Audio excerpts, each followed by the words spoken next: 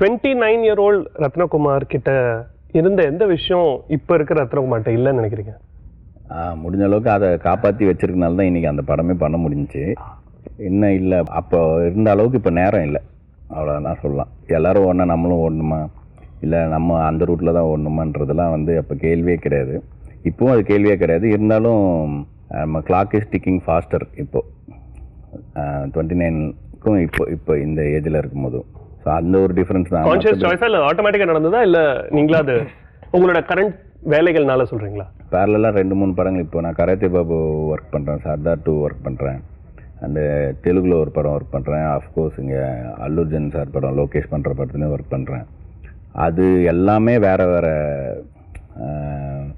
வேறு வேர்ல்டு, வேறு சென்சிபிலிட்டிஸில் இருக்கிற படங்கள்.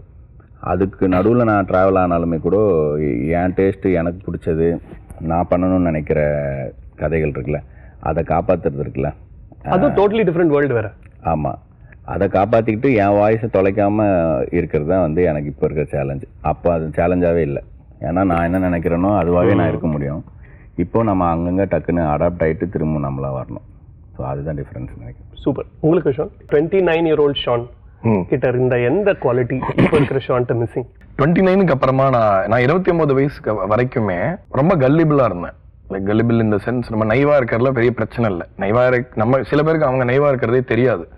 பட் நான் பர்பஸ்ஃபுல்லாகவே ரொம்ப நைவா கல்லிபிளா ஒரு வெகுளித்தனமாக இருந்தேன்.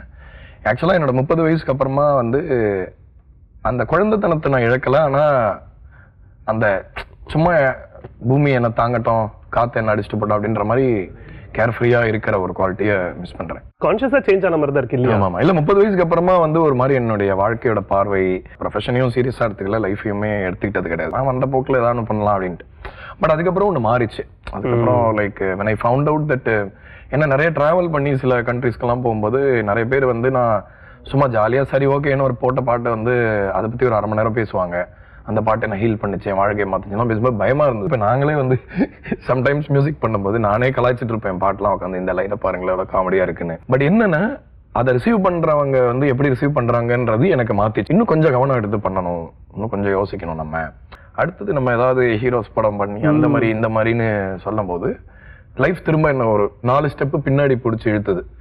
இல்லைல்ல, நம்ம கிட்ட கிடைச்சிருக்கிற இந்த மியூசிக்கல் டேலண்ட் வந்து நம்ம இன்னும் கொஞ்சம் அதை கவனமாக யூஸ் பண்ணணுன்ற ஒரு இது. ஸோ அதுக்கப்புறம் நான் மாறினேன். பட் அந்த ஒரு கேர் ஃப்ரீயாக இருந்த என்ன நான் மிஸ் பண்ணுறேன்னு தான் சொல்லணும். ஆமாம்.